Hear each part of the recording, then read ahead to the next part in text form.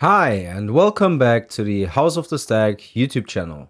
You've seen the title of this video. I teamed up with Grease Goblins and D to make a video on why you should watch House of the Dragon. The three of us really believe that House of the Dragon is gonna be a good show, and in this video we're gonna tell you all about it. So, let's get into it.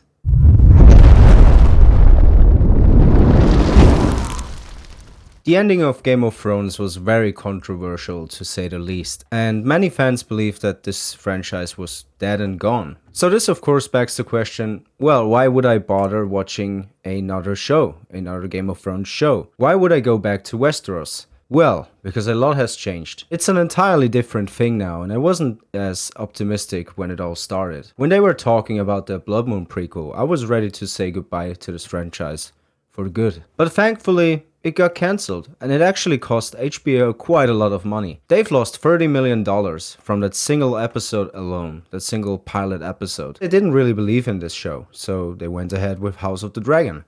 A show that, by the way, is in active development since 2017. And this is really where I want to emphasize on just how different this is gonna be. We have a whole new writing team behind the project. Ryan Condal and Miguel Sapochnik are gonna be the showrunners, but it doesn't stop there. We have a whole bunch of writers who all have experience in writing for television and film. And even George R. R. Martin's own writing assistant is part of the writing team. This show is going to be written by a collective of people who sat there for months, years now, and the main man behind this show is Ryan Condal, who is actually a very big A Song of Ice and Fire fan, which is something that I really like. There's no guarantee that the final product will be good.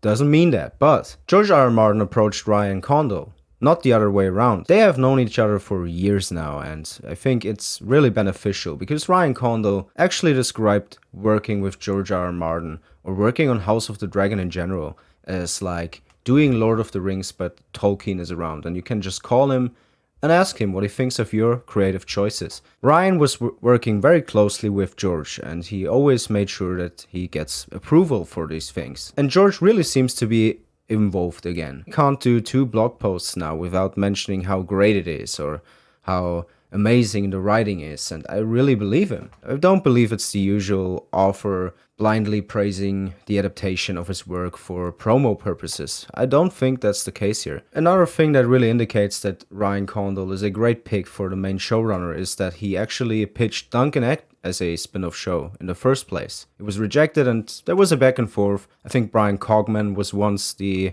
main man behind the House of the Dragon show, but eventually got back to Ryan because George R. R. Martin kept bringing up his name. And if you look at the story of Duncan Egg, it has everything that made A Song of Ice and Fire great in the first place. So in my opinion, it just signals an understanding of the story, of the world George created. And yeah, we have Miguel Sapochnik as well. I don't think I will have to introduce that guy. He's been working on Game of Thrones. He did a lot of great episodes in terms of action, which is of course very fitting for the civil war that we're about to see in House of the Dragon. I think it makes for a great duo, because passion seems to meet talent here. So we seem to have a mix of a fanboy who wants to have everything as close to the source material as possible, mixed with a guy who is actually gonna look at this thing and see what's possible and what is not. So that in itself is very exciting to me, and I really think that these writers,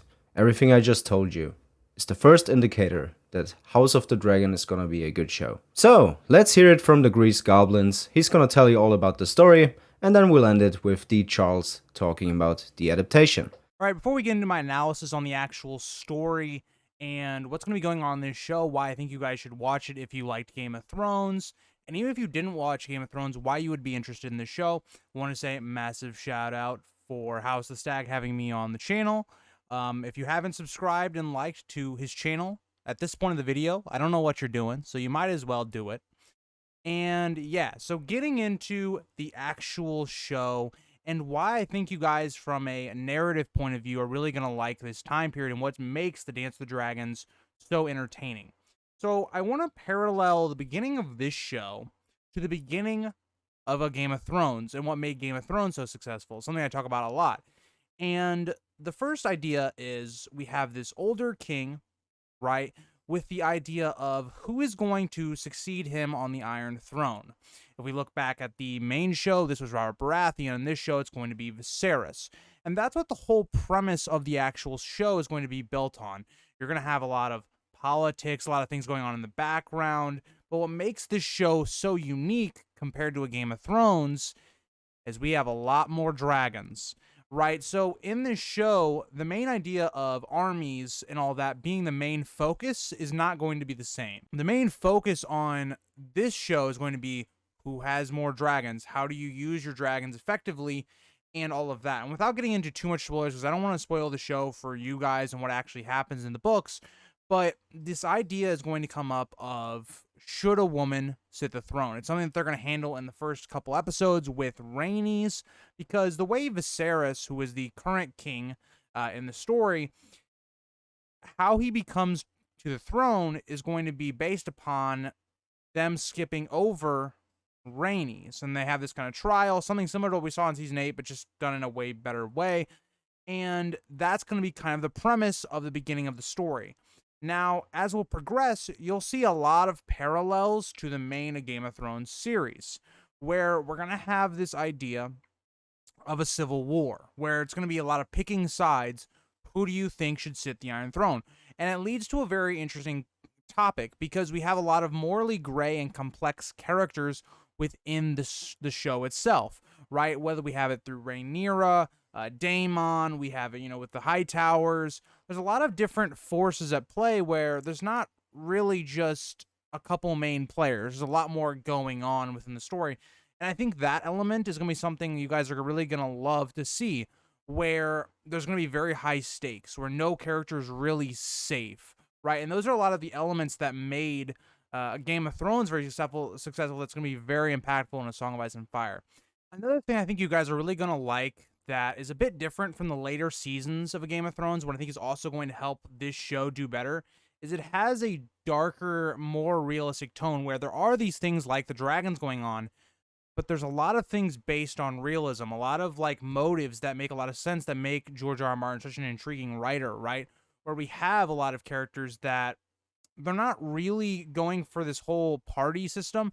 They're in it for themselves. There's a lot of characters that remind me of Tywin and Littlefinger that are going to happen in this show, because they're very focused on how can I benefit myself in this conflict, right? So a character that I think is going to be a very big comparison within this show, just to get you guys kind of hyped for it, is Otto Hightower and Tywin Lannister. They're two characters that I think are very close in their demeanor and how they approach the game and how they try to get their family further in life.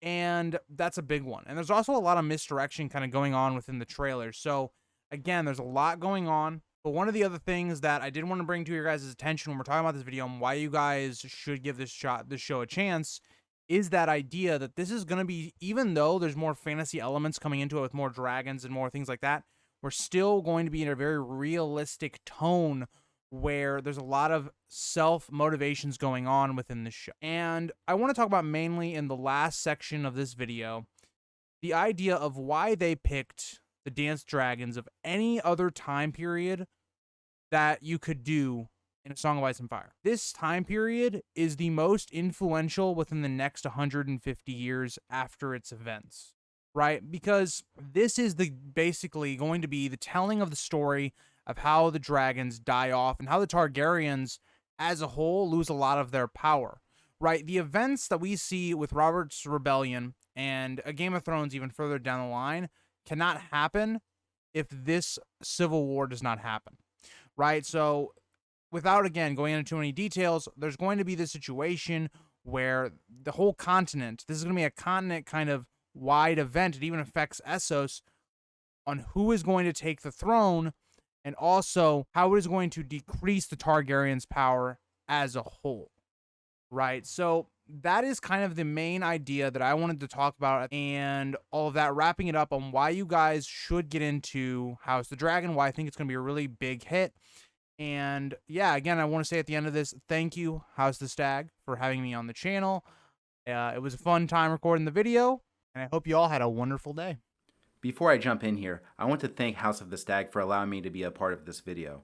In this section, we're going to take a look at Game of Thrones and House of the Dragon and try to understand why adapting the Dance of the Dragons, as it's presented in Fire and Blood, is a really interesting and uncommon spin on book to show adaptations. While I agree books are generally better, there's some aspects in film and TV that are only possible in that medium, and I'm not talking about CGI. First, I want to share a quote with everyone. I had worked in Hollywood myself for about 10 years from the late 80s to the 90s. I'd been on the staff of The Twilight Zone and Beauty and the Beast. All of my first drafts tended to be too big or too expensive. I always hated the process of having to cut. I said, I'm sick of this. I'm going to write something that's as big as I want it to be, and it's going to have a cast of characters that go into the thousands. I'm going to have huge castles, and battles, and dragons. That's George offering a little insight to his thought process when creating A Song of Ice and Fire. Now, if you've read the books in the main series, you know that quote we just read together is exactly what George has accomplished. And if you're still waiting on Winds of Winter, you could argue he's accomplished this almost to a fault as he struggles to complete the series. But what does this have to do with House of the Dragon? Well, let's look at one area of Game of Thrones that was vital in attracting viewers and will also bridge the gap for book readers to the TV series. Then we'll see how they will approach House of the Dragon similarly, while adjusting to the very different writing style Fire and Blood offers compared to A Song of Ice and Fire. Early on in Game of Thrones, book readers would have noticed numerous areas where the books were not 100% adapted, yet the scope of the story from A Game of Thrones, the first book compared to Season 1, remained fairly faithful. Most key plot points still occurred with minor changes, but what was also done well is bringing to life the characterization and world building. If you never read the books, you still had a good understanding of how this world operates. This continued on with A Storm of Swords adaptation throughout Season 4. Even with a lot of material cut from the books, the TV series medium still allowed for a more expanded adaptation than what could be offered in film, but ultimately, it is still restricted in how much of the source material can be carried over. We'll swing back to this point in just a moment because this will not be the case in House of the Dragon.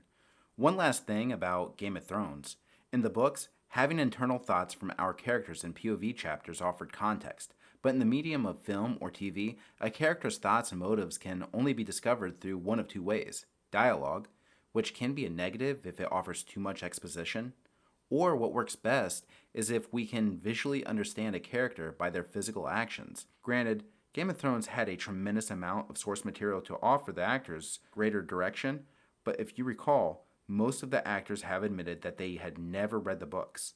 So it's who's providing that direction. Some have downplayed the value of someone like Ryan Condal being a superfan, but I don't think it can be overstated that one difference between Condal and D&D is that David Benioff and D.B. Weiss approached George R.R. Martin to adapt A Song of Ice and Fire, whereas George R.R. Martin approached Ryan Condal for House of the Dragon, as George holds great confidence in Condal's thorough understanding of the source material, that contextualizing the vague nature of the historical text style of Fire and Blood would be faithfully adapted and nuanced through Condal's interpretation. Combining Condal with the direction that Miguel Sapochnik has proven numerous times throughout Game of Thrones, there's a reason why George R. R. Martin has really gotten behind these guys and trusts them in bringing his story to life.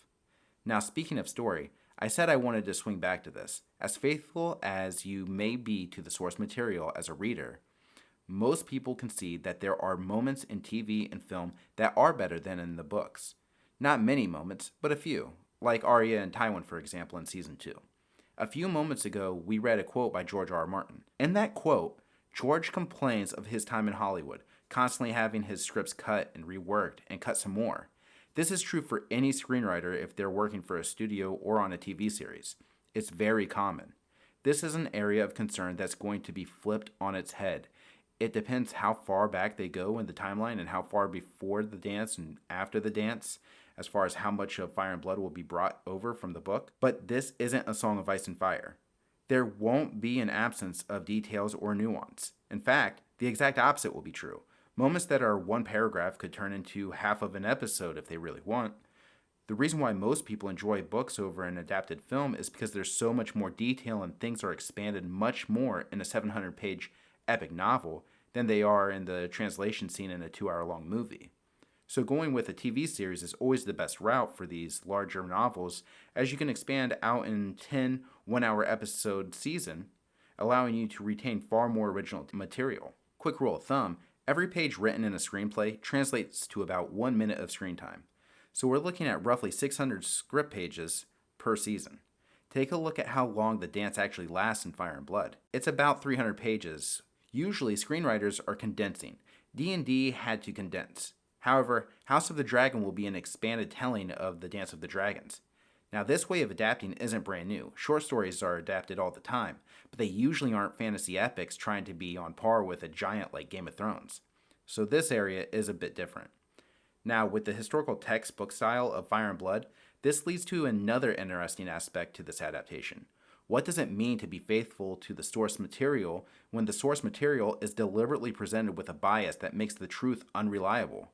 And also, what is canon? As we all watch House of the Dragon unfold, unlike Fire and Blood, we will view these events as they happen. This is a rare moment for any TV series or film, because keeping it faithful to the source material will actually be subjective, because the source material has different accounts of the events, which makes it impossible to know which version is accurate, if any.